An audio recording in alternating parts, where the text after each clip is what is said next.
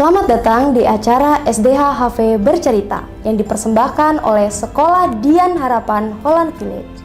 Saya Mutiara Sagala hari ini akan membacakan cerita yang berjudul Peralatan Berkebun.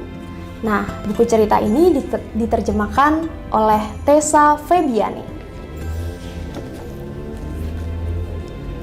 Pada suatu hari musim panas yang berangin di Sea Rock Hills, Manny menerima telepon dari Abu Lito.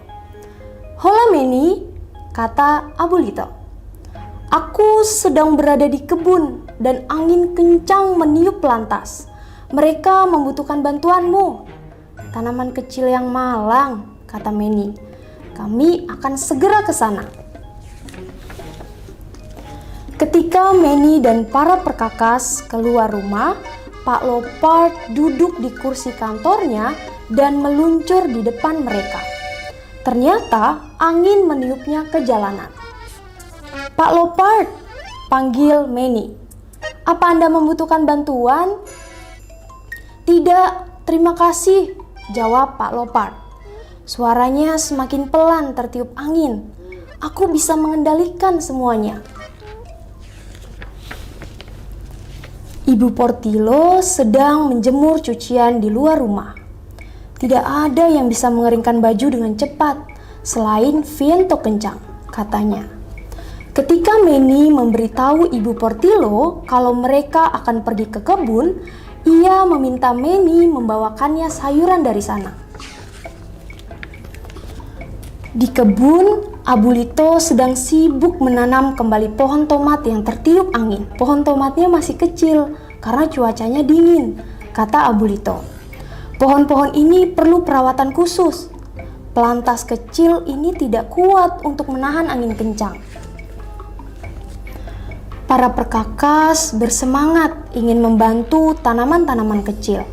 Mereka mencoba menutupi tanaman dengan kain, tetapi angin terus menerbangkannya. "Apa kamu tahu kalau tanaman ini awalnya berubah benih?" tanya Squeeze.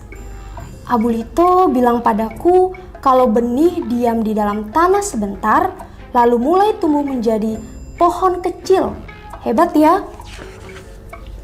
"Mungkin kalau kita memakaikan baju pada tomat dan tanaman lain, mereka akan merasa lebih hangat dan tumbuh lebih cepat," kata Dusty. "Kupikir kita tidak punya baju yang pas dengan semua tanaman di kebun," sahut Rusty. "Bunga matahari sangat tinggi dan stroberi sangat pendek. Sebaiknya kita tanya Manny apa yang harus kita lakukan," kata Pat. Manny bilang tanaman-tanaman itu perlu terali kayu kuat yang bisa menyangganya. Manny dan para perkakas pergi ke toko untuk membeli berbagai peralatan. "Apa kamu dengar?" tanya Kelly pada mereka. "Kalau hari ini mungkin akan turun hujan es." "Hujan es bisa merusak tanaman," kata Manny. "Kita sebaiknya buru-buru." Manny dan para perkakas segera bekerja membuat penyangga yang kuat untuk tanaman-tanaman di kebun. Penyangga ini akan melindungi buah-buahan dan sayuran sampai mereka matang dan rasanya enak, kata Manny. "Menurutku, buah peach adalah buah yang paling delicioso," kata Philip. "Aku paling suka semangka," kata Stretch.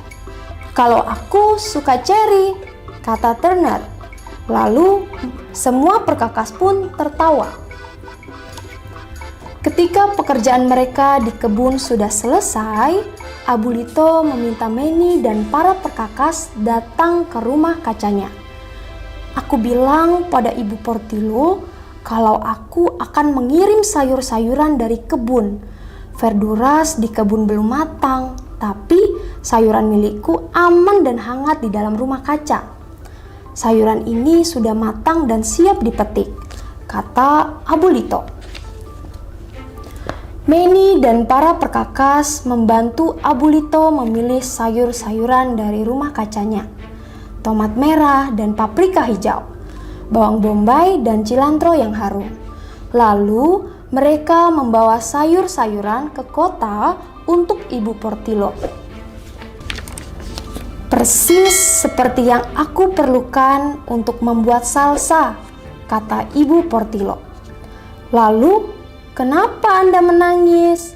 Tanya Turner dengan curiga. Bawang merah selalu membuatku menangis, kata Ibu Portillo. Tapi aku senang sekali.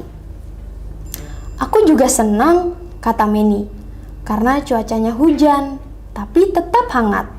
Di luar tidak sedang hujan es. Ini berita baik untuk tanaman di kebun. Ketika kembali ke toko reparasi, Manny menelepon Abuelito. Ibu Portillo mau berterima kasih untuk sayuran yang Anda kirim dari kebun Anda, Abuelito. Kita diundang ke rumahnya untuk makan malam hari ini, kata Manny. Dan coba tebak apa menunya? Ya, salsa segar Ibu Portillo yang terkenal.